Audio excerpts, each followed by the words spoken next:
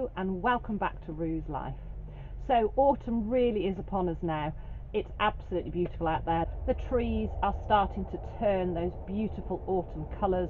There are already a few leaves fluttering down, and I'm really looking forward to when our big oak trees completely drop, and because I'll be collecting up those leaves to make some really nice leaf mulch. And for those of you that haven't made leaf mulch before, it really is simple, and I will show you what I'm doing when I'm doing it. So weather and temperature wise, we're in that kind of funny in-between phase where the temperatures here are really starting to drop at night, but the temperatures are coming up during the day. And in fact, let me just have a quick look. It's 22.9 degrees here in the polytunnel, and it's 18 degrees outside. So I started out in a hoodie, but I got quite warm, and it is, it's warming up a bit in the daytime. So we're kind of in that in-between phase, but autumn is really here, and it's a time of year that I love as much as I love the real intensity of the growing months, where we get the bulk of our growing done. I do love this time of the year, you know, harvesting, tidying up, preparing the beds ready for growing again, and there are lots of things that I can be sowing and growing. So keep watching for the videos coming up where I'll be showing you what I'm sowing and growing through the coming months. But as everything does start to naturally slow down now, you know, the chickens start to lay less with the shorter days, the grass and the weeds actually start to grow less, and there's not as much that we can be growing at this time of year. So Chris, you can probably hear in the background that constant humming is strimming. He's actually working really hard over on the farm, just sort of tidying things up around edges and so on, and some of the patches of weeds that have kind of taken a hold a little bit. We've got a few nettles and things that just need to be topped. And here on the plot, I'm working hard, pulling up the things that you know, have died back and that we're finished with now, sweeping the pathways. I've taken the netting away now, so the brassicas are just in the bed. There's no Brassica Cage anymore. There's lots of jobs to be doing, but it's lovely to just come out, you know, and spend either half an hour, half a day, or all day, whatever I feel like doing at the moment. You can just come out and potter. So without further ado, I'm going to spin the camera around and give you a little update of the polytunnel and the plot. So starting at this end of the polytunnel, you can already see how much emptier it is. There's a lot less going on in here. As I say, there's a few things still going, and I will be getting a few more things starting off from seed, and I will show that to you as and when I do them. So we have the aubergine plants here, and you can already see, if I get a little bit closer, let's just move the camera, how the cold is already starting to affect these leaves. I'm leaving them there, as I say. By some miracle we get another warm spell, you never know, but it's very, very doubtful they'll come to anything. I started them with plenty of time, and they were put out in, you know, as plants in here at the same time as the cucumbers, the tomatoes, the courgettes, which have all done really, really well, but these just have never really come to anything. But I will try them again next season, but for now they're staying where they are. So let's move the camera again.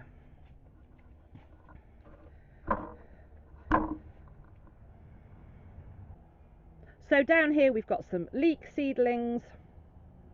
That was a squash plant which is destined for the compost heap, and this here is a plant that my sister's given to me. I did find out what the name of it was, but I have forgotten, so I will insert some text when I edit now. Moving round to the courgette plant, which, as you can see, is still forming a few courgettes, so I'm leaving it where it is. The bed next to that is empty at the moment, but I may get something into that soon. I haven't decided what yet. And then at the other end, the tomato plants, I've pretty much harvested all the tomatoes now. There are a couple of chilies left on the chili plant, so I'll leave those for now. And each week I will be taking a little bit, you know, pulling up the tomato plants and tidying up that corner. And there are still some peas just here, which are doing quite well, and I think we'll get a little harvest from those. This bed to the left is completely empty at the moment, and that's going to get a little top up with some of the well-rotted horse manure and some molehills that we take from the fields. We go and just take those molehills off and fill a wheelbarrow with them, so that's going to get a little top up. Here we've got the basil, which is absolutely done now, and I just need to pull it up and again top up that little box. And then there's nothing on the staging now, apart from, if I just move you, while I've been weeding in the outdoor beds, I came across a few onions that I'd obviously missed when I was harvesting, so there's a few of the red onion there. So let's go outside. So here we've got the raspberry canes that are looking great. I knew that they wouldn't fruit this season. They're autumn fruiters, so this time next year I should have had some lovely raspberries. And then the strawberry plants are still going. I don't know if you can see, but there are still some strawberries coming, and I'm just picking those daily and eating those. Anything that I've had a little bite out from a slug, I give them to the chickens because they love them. And then I'll just turn you around. So the sweet corn is ready now just to pull up. There's nothing left on that now, and we pulled all the corn, and the plants just need to be pulled out of the ground. And here in this corner, these are the chives that my sister gave to me, so I've popped those in, and I'm hoping that they're going to do well, and then I can split them and have, you know, multiple plants around the place. And the rest of that bed just needs tidying up, but I'm leaving these beautiful Californian poppies while they're still colourful, and the calendula, which is why I've actually started on this middle bed doing my clearing and weeding first. So moving on to that middle bed.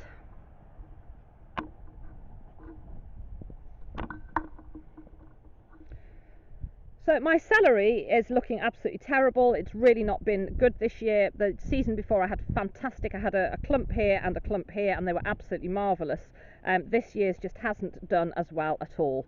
But there's a few stems coming through, so I'm going to give that a little haircut, and I'm going to do what I did last year, which is to overwinter that, and then we can just keep cutting and picking that and using it through the winter months. It's great in soups and stews.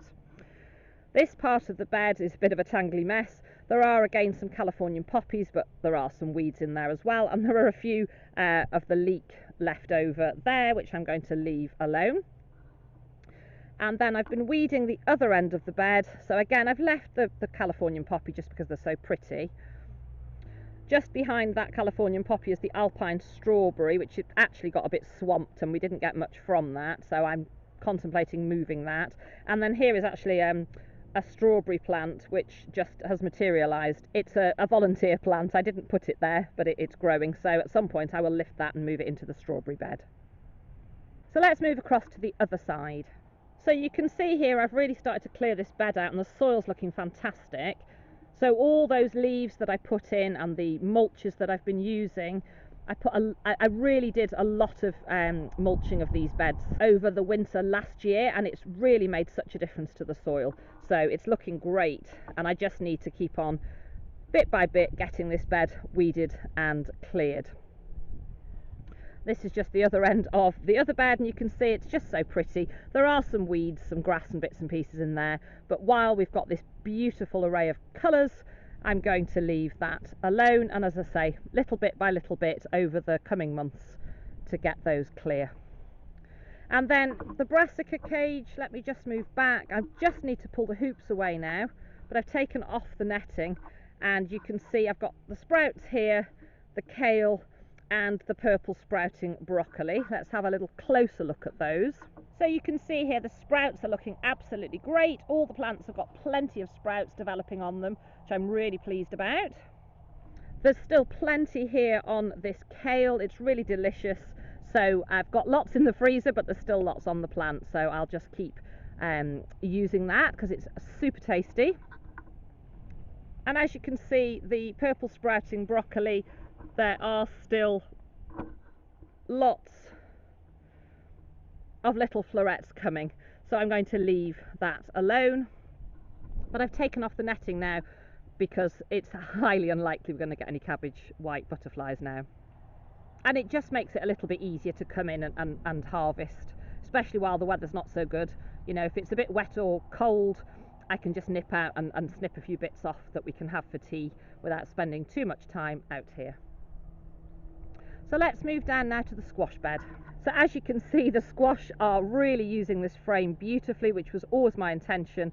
I've already had an amazing harvest, which has really surprised me, and there are still lots of young squash developing.